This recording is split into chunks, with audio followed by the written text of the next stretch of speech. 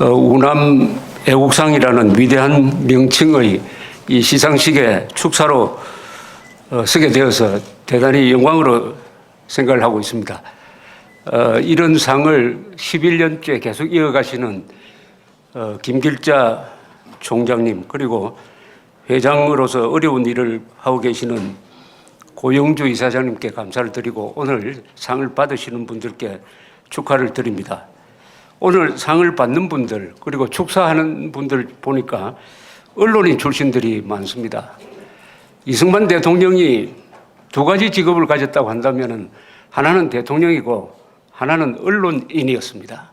이승만 대통령은 우리나라 최초의 일간신문 사장, 그리고 옥중에서도 논설을 써서 기고를 한 주필이었고, 역대 대통령 중에서 가장 많은 글과 책을 남긴 언론인이었습니다.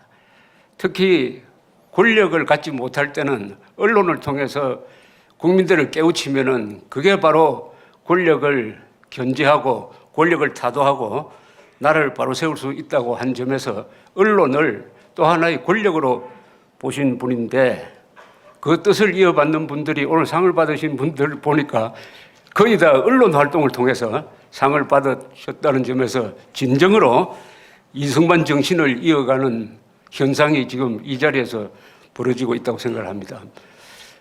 탄핵 사태가 한참 진행 중일 때 이 메이저 신문사의 편집국장을 한 사람이 저를 찾아오더니 저한테 퀴즈를 냈습니다. 종편이 무슨 뜻인 줄 아느냐고 모르겠다고 하니까 종일 편파방송이라고 했습니다. 그러면서 기자 정신의 반대말이 뭐냐? 모른다고 하니까 맨정신이라고 하더라고요. 오늘 여기는 맨정신 가진 언론인들이 상을 받고 또 저처럼 이렇게 유건일 선생님도 와 계시고 축사를 하게 되어서 영광으로 생각을 합니다.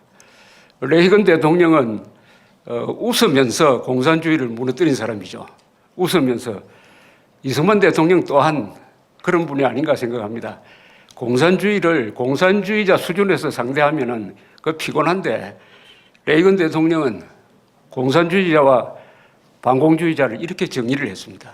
공산주의자는 마르크스 레닌을 읽은 사람이고 반공주의자는 마르크스 레닌을 잘 아는 사람이다. 바로 이승만 대통령, 여기 오늘 상 받으시는 분들 다 그런 의미에서 마르크스 레닌을 잘 이해하는 사람이라고 생각합니다. 우리 김용삼 현 박정희 기념재단 기획실장은 이승만과 박정희를 이어주는 분이에요.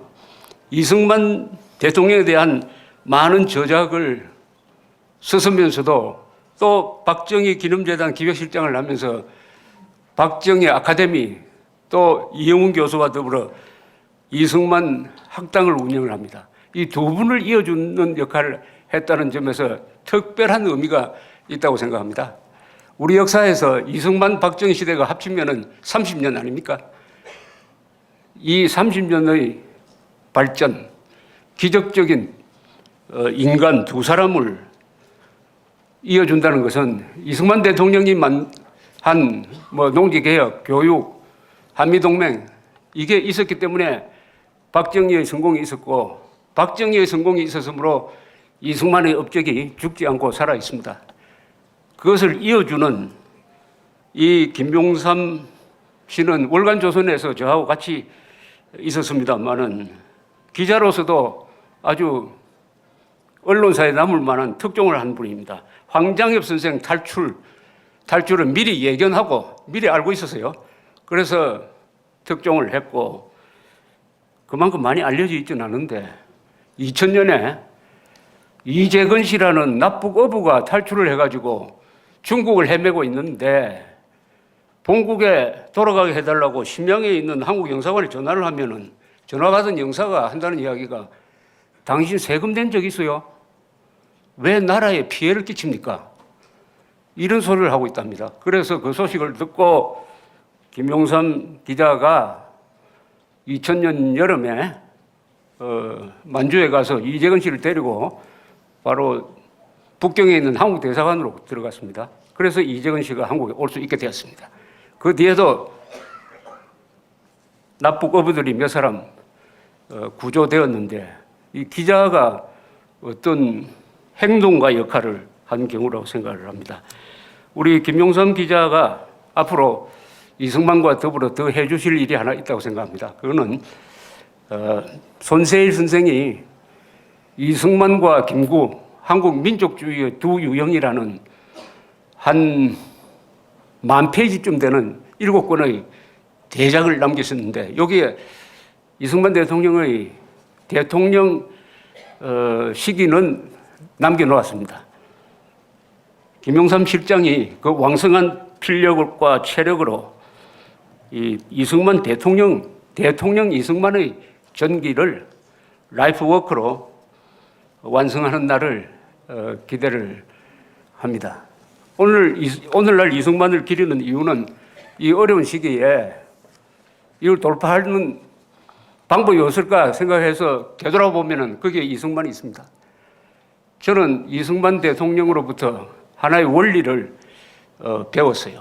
간단 명료하게 오늘날 대한민국을 민족 반역자와 민족 정통 세력으로 나눠야 합니다. 김정은은 민족 반역자고 대한민국은 민족 정통 세력입니다. 그렇다면 민족 반역자 김정은과 자칭 민족 공조를 하겠다는 자도 민족 반역자인 것입니다. 이승만 대통령이 1950년 7월 19일 트루만 대통령에 보낸 편지에서 명쾌하게 이야기했습니다. 오늘날 이 전쟁은 남북 간의 전쟁이 아닙니다. 사대주의자인 공산주의자 소수의 외세를 등에 업은 김일성 집단과 한민족 전체의 대결입니다. 이렇게 규정을 했습니다. 그렇다면 오늘날 대한민국은 민족 반역자 김정은과 남북한 8천만 민족의 대결인 것입니다. 감사합니다.